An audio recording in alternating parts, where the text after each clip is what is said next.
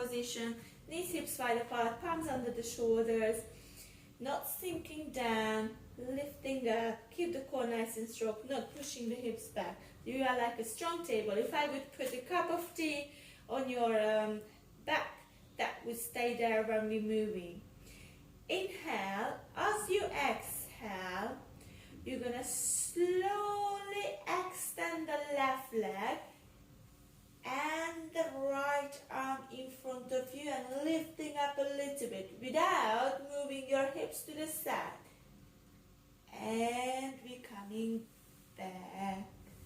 It's really nice and slow movement without moving your hips back and down or to the side, okay? Inhale.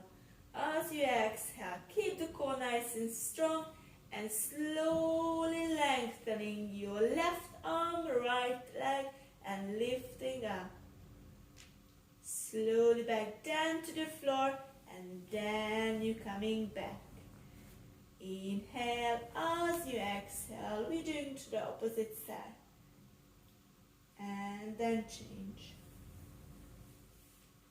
And then change.